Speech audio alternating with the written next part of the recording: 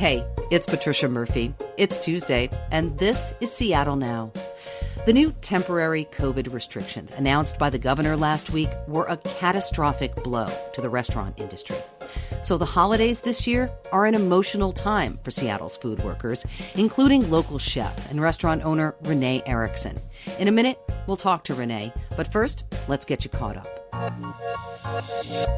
As the pandemic continues to rage, medical workers who are part of the multi-care health system went on strike Monday to protest safety and working conditions.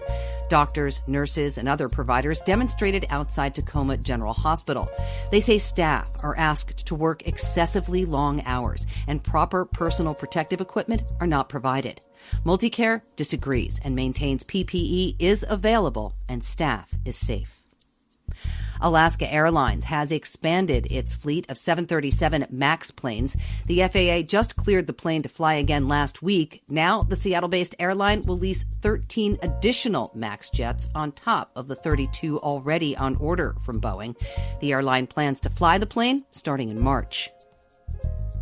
And Jeopardy contestant Ken Jennings will be the first guest host for the late Alex Trebek. Starting in January, Jennings tweeted he's honored to help out. The show will try out interim hosts before naming a permanent replacement. Thanksgiving is an exciting time of year for people who love food. But this year, the restaurant industry is on life support. Indoor dining is off the table, leaving many in the food business struggling. The Washington Hospitality Association called the latest restrictions devastating. It predicts 100,000 restaurant employees could be jobless right before the holidays. Chef and restaurateur Renee Erickson owns a fleet of restaurants in the city, including Bateau and the Whale Winds. And she's had to make hard decisions, along with many others in the restaurant industry. We caught up with her while she was busy preparing her Thanksgiving packages. Hey, Renee, thanks for taking the time. My pleasure. Thank you so much. So 2020 has been like one blow after another for restaurants. What are the things for you personally right now that you're doing to try to get ready for the holidays? Very little, actually, for myself, but we're spending most of our time cooking, like you said, takeout, delivery for Thanksgiving dinners. We've sold 130 turkey dinners. We're also cooking for Harborview on Thanksgiving. You're feeding the medical workers at UW Harborview Medical Center. Correct. There's been a lot of support, obviously, throughout the industry for first responders and medical workers. So, yeah, I think everyone's well aware of the need that restaurants need, as well as, people that are working with people that are sick in the hospital. So just trying to do a little bit of try to save ourselves and also help people that, are not with anyone. They're working and trying to take care of people that are suffering from COVID and other issues, obviously, that haven't gone away during this pandemic. I'm glad you brought that up. Beyond getting takeout from restaurants, what else can we do to support businesses right now?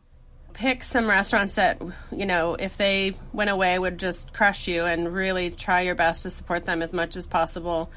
I mean, this is a hard thing to say out loud, but if you buy gift cards, don't use them for a while, please. We need the money to pay our staff and pay our vendors. And just support, and be kind and understand that it's not going to be as fast or certainly not as delicious if it comes in a box after it's been steaming for 30 minutes. We're trying really hard to survive, and if you can manage to go somewhere and buy something, that's a huge help as well versus having it delivered. I know it's, there's a safety factor too, so, everyone has their own situation, but if you can, that's a great thing. And I think, we love to see people. That's the part of restaurants that is so joyful, is the relationships we have with our guests and seeing their happiness and seeing their smile. And so if you can come and, even if it's for 2 seconds, you drive up and we throw it in the back of your car, it's still a connection that we aren't always able to get over the phone, or even just if it's coming through an app that you're buying stuff from. So it's nice for us to wave. Yeah, even if it's just for a moment. So, okay, a little holiday cheer, Renee. Beyond the traditional turkey, what else is going in that Thanksgiving box for your customers? It's pretty great.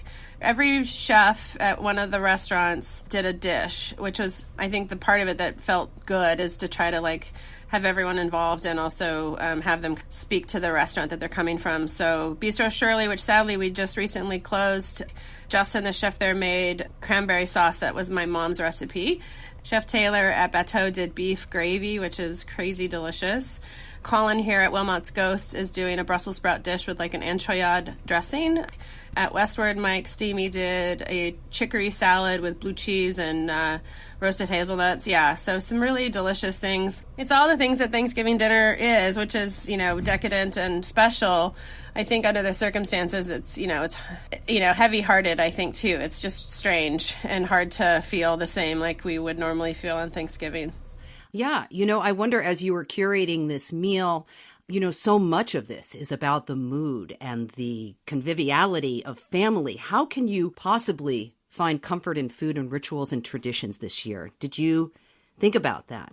I really hope people are paying attention to what Governor Inslee is saying and are not being with people. I'm compartmentalizing it, I guess, in a little bit, thinking that it's just a day and we can do this. Hell, we can have turkey in the spring if we want, but none of us will, so that's good.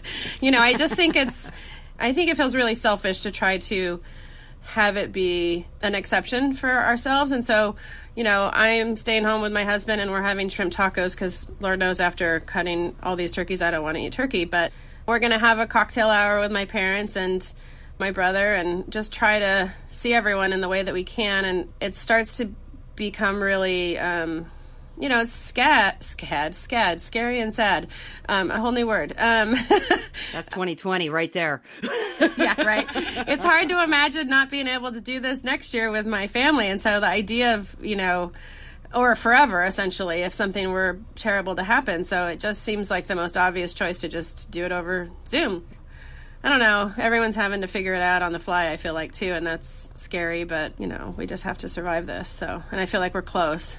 Renee, the end of this miserable year is almost upon us. I wonder where you are drawing strength for the next year. Gosh, the hardest part through all of this obviously has been disappointment, to our teams and not being able to be as resilient as we hoped we could be. And so we have a real lean staff now, obviously, because of the situation, and their durability and graciousness through all of this has been, now I'm going to cry a little bit. Yeah, it's like as much as we love serving people, we love our staff more, because they're the ones that are showing up and, working really hard and believing in something. Good God. So we're fighting for them, and obviously we're fighting for our community because we love what we do and we love the vibrancy that food brings to this world. But these people, like you said, 100,000 new unemployed restaurant workers. It's horrific, and there's nothing. I'm losing it. I have friends in California that Los Angeles' outdoor dining just got shut down, and it's like, and there's nothing, there's nothing coming down the pike. So here I am crying about your question, which is kind of hysterical. The only thing that gives me hope is my staff, that they're staring us back in the face, wanting us to survive. These are people spending their lives. We have employees that have worked for us for 10, 12 years, and it's important that we try to survive. And right now it feels like, the community cares. I don't know that the government cares. And in a country that claims to be so many fabulous things, it's pretty heartbreaking when it doesn't truly show up, in a way that could make a huge difference in just paying people. For God's sakes, just let them so that they're not homeless and starving. It's just gross that we live in a place that can afford to do that and it's choosing not to. It's just disgraceful. It's sad. We have to survive this. And I have friends, our chef's wife is a cancer nurse and she's dealing with people that are barely hanging on, and we're wanting to have turkey with 20 people. It's just like moronic to me. So just let it go. Stay with the people you want. Freeze what you don't eat. Eat it next the following week. Make a lot of turkey sandwiches. I don't know. Just hopefully people can find other ways to tell their loved ones that they love them without being across the table. Renee Erickson, thank you so much for your time. I really appreciate it, and really all the best of luck in the next year for you. Thank you very much. I appreciate it. Renee Erickson is a James Beard Award-winning chef and restaurateur in Seattle. Seattle Now is produced by Sophie Reed, Clare McGrane, Caroline Chamberlain Gomez, and Jason Pagano. Matt Jorgensen does our music. I'm Patricia Murphy. See you tomorrow.